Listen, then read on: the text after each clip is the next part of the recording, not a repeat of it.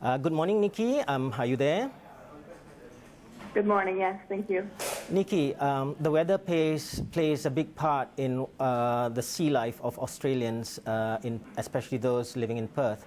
Now, when I last spoke with you, we were hoping that we would be talking again in happier circumstances, but alas, it's not to be. We've got news that we know the flight MH370 actually flew this southern corridor, and that is where the flight ended, somewhere deep in the southern Indian Ocean. Can you give us a sense of what the weather is that has caused the search to be called off? Yes, I was speaking with some of the crew and on the pier space, and my understanding is that there are 13-foot swells in the area of the Indian Ocean where the search was supposed to be focused today, which is just far too dangerous. And I know that the HMAS Success, the Australian ship that was headed to look for some of the objects spotted yesterday, actually had to turn back and head to calmer waters. So it's also raining here in Australia for the first time in about 3 months. So there was some frustration on the pier, on the base today, especially with the news last night. I know these crews really just want to get out and try to find some answers for these families. So today the search is definitely suspended. Tomorrow, as of now, it's on, but I think they're going to play it by ear and make that call tomorrow morning. To give a sense to us here in Malaysia about how difficult the conditions are out there in the Indian Ocean, are you on dry land? Would you be able to just perhaps give us a sense of, even from where you are, you can see out there in the ocean how big the swells are and how big the waves are?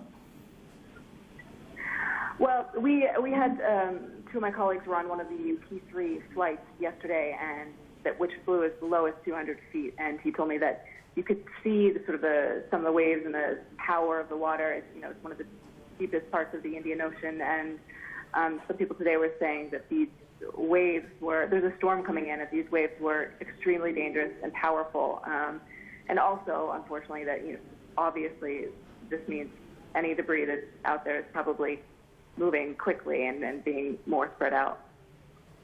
For the people who are out there in the search, what would the dangers be? There would be high waves, there would be low visibility, but anyone in any sturdy ship, for example, or people up searching in the air, that kind of weather wouldn't be affected, would it?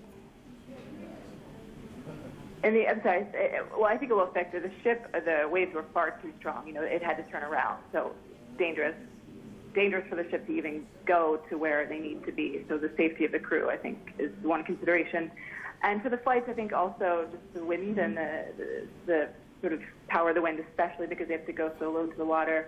But also the visibility has been bad the last few days because of the weather. And, I don't know what the ultimate reasoning was, but I'm sure more than anything it was just danger for both the flight crew and the ship crew.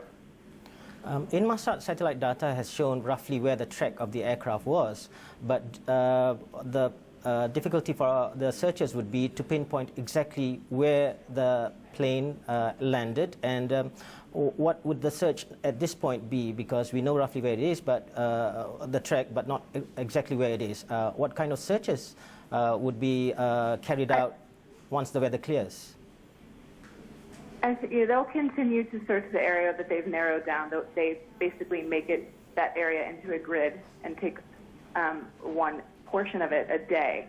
So they'll keep looking. I do know that we heard reports yesterday that 2 objects were seen by one of the Australian P3s, a gray or green circular object and an orange rectangular object, and the HMAS Success ship headed to find those objects, but it was confirmed to us this morning that they didn't. So I think they'll just keep, we have these various satellite images, but none of the objects have actually been found or recovered from the ocean. So I think they'll continue to search the area sort of section by section until they hopefully find something, or it'll move if, the storm, they'll recalculate where the currents may have, moved debris. So maybe they'll shift the search area.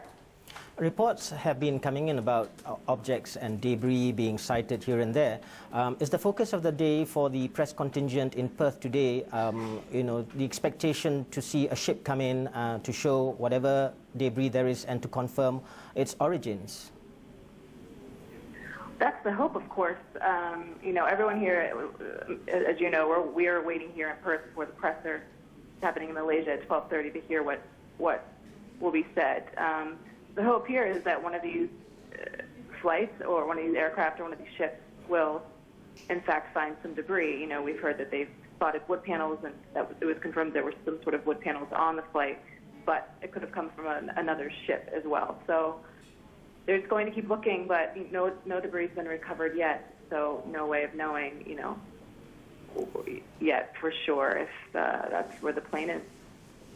If there's no activity today out at sea, would it be fair to say that there would be a certain amount of downtime today and all the searches would be on dry land and the press contingent would also be similarly unoccupied for the rest of the day?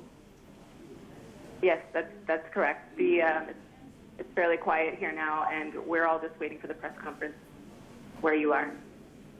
Could you give us a sense of I bet by now there is this swelling size of the press contingent in Perth. Is Perth able to cope with this influx of visitors and people coming in? Yeah, it's probably several hundred press. It's probably doubled in the last 2 days, I would say. We've been here for a week now, so we've seen it grow extensively. Most of the press is at the Pierce Air Base, and there's a section for the media.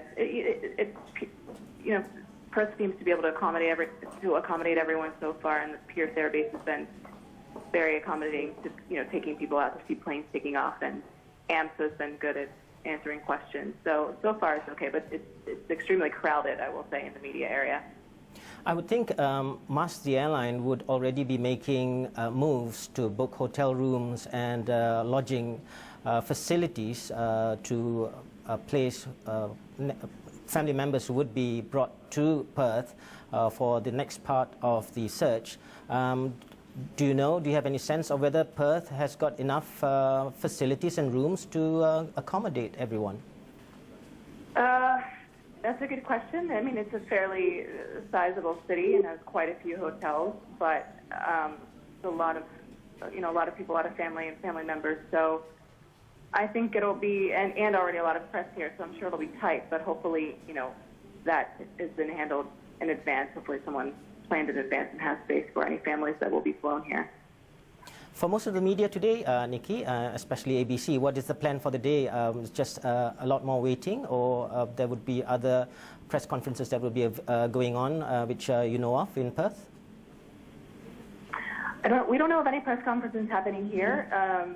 My understanding is AMSA is sending a representative here, so it seems there will be someone on the ground. No press conference that we know of yet from AMSA, but they continue to tweet and send out press releases, every few hours. But I don't think we'll hear anything more from them, I suspect, until tomorrow morning regarding whether or not the search will resume. Nikki, so I guess we would wish everyone in the search party, including the media contingent, to take a bit of rest before search resumes when the weather lets up. Thank you very much, Nikki. Thank you.